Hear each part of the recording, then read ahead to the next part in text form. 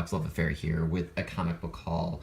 The first issue that I'm going to show you is from an online purchase, and then the rest are from a Facebook Marketplace comic hunt. So let's get right into it.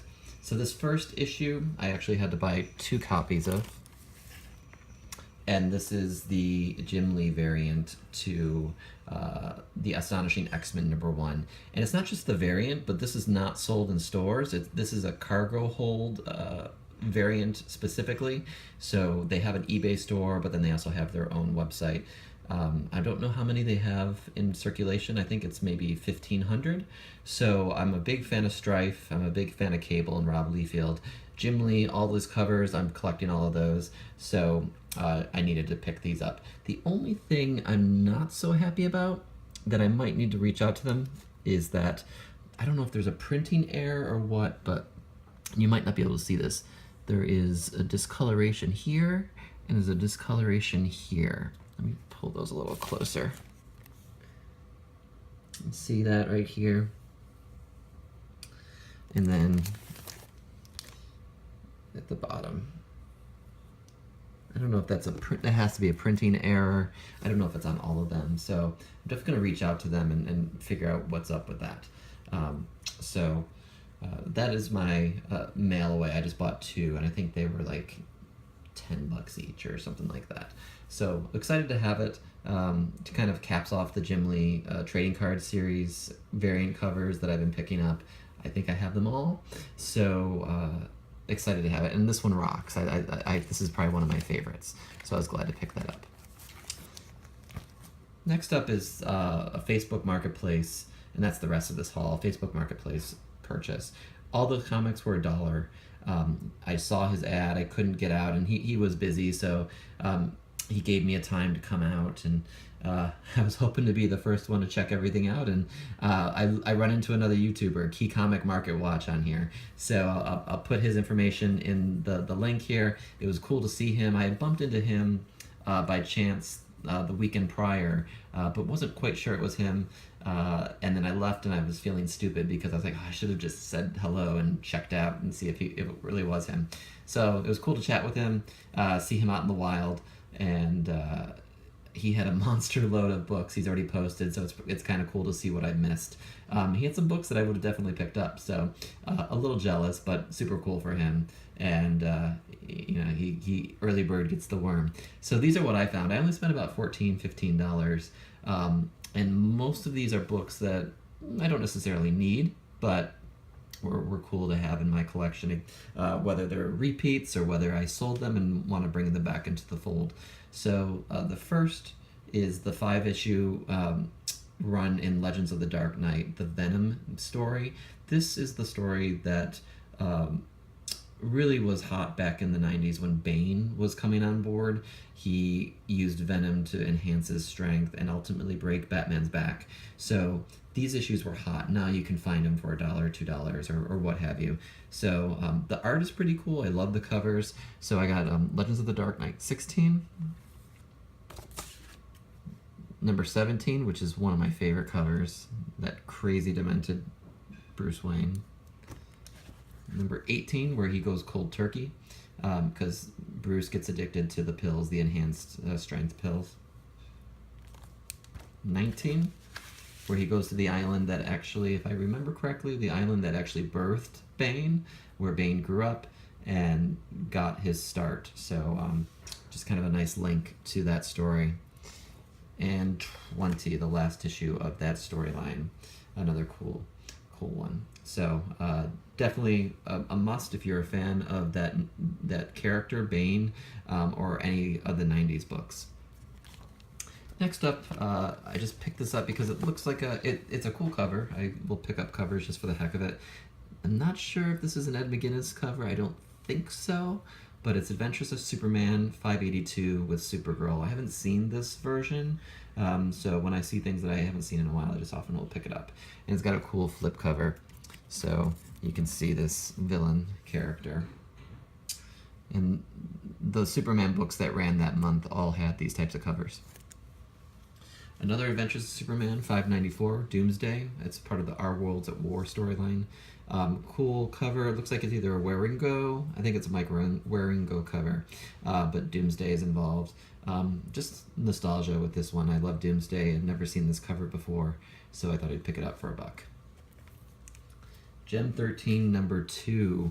This is the second issue of that mini series, and my friend Key Comics Market Watch pulled this and said you want it. So he didn't need it, so he passed it on to me, and I'm always up for a cheap J. Scott Campbell cover, and I love the reds in this cover. It's just super cool.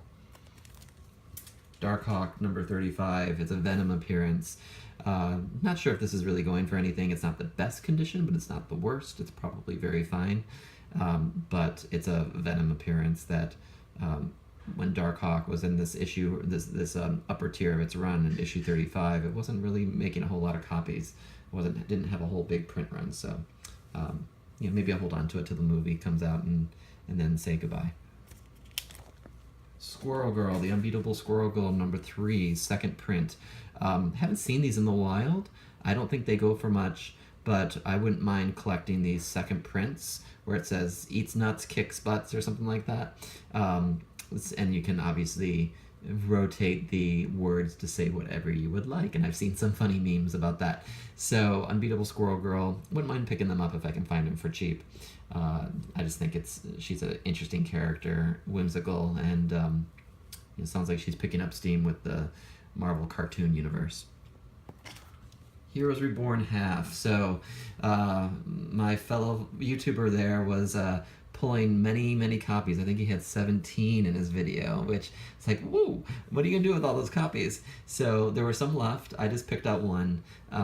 This is the silver version of it. I don't know if it's so much of a variant or how rare it is. It doesn't seem to be selling for anything on eBay, but it does have sort of the Bucky replacement appearance and disputed first appearance, it seems to be, although I'm not sure if this was mailed after the first appearance of in Captain America 1. That's the only variable here. It depends on when Wizard actually mailed these out.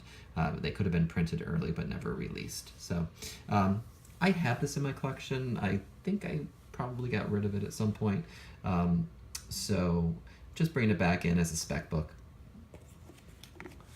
I know this isn't the first print. I know this is a True Believers number 1. I love the storyline. I had sold it way back when, so I just thought I'd hold on to it, see what happens with the reprint, given the Thor Ragnarok movie. Superman, All-Star Superman number 1. I love Frank Whiteley's art. Anything he does, I really want to get. I'm still looking for that Teen Titans number 89, the Frank Whiteley variant. Hey, if anyone has it out there, let me know. Would love to make a deal. So this is just a second or third copy for me, just to hold on to. It for $1, why not? I could probably flip it if I really wanted to, but really love the story. I went through all his books, and then I went back and I was like, wait a minute. This is 281. 282 is the one I'm looking for. 283 is the one I'm looking for. But 281, I was like, isn't there a cameo? And so I looked it up. I was like, yes, there's a War Machine cameo at the very end. So technically, this is the first appearance of War Machine in Iron Man 281. So picked it up. I am looking for 282 and 283. 283 is cheaper. 282, not so much, but not terribly expensive either. So so this is a cool one to have in the collection. I've never had this one before. And then last but not least, Brightest Day number 14, the first White Lantern Batman. Cool cover, David Finch cover, and just a really awesome book. So I love the concept of different costumes on superheroes, and this seems to be one that could potentially pick up some steam. David Finch is coming to Comic-Con in Baltimore, so I'm debating what book to have him sign. This could be one of them, but I really don't think I will have him sign this. I might have him sign something different. So for $1, why not? So that's my comic haul. Went on a little bit longer than I thought. I didn't think I had that many books, but pretty good haul from that Facebook marketplace. good to see Key Comics Market Watch, and yeah, so I'll be posting some more as the weeks go on. So if you're new to me and to my channel, please subscribe, hit the like button, hit that bell so you get notifications, and I'll see you on the flip side. Take care.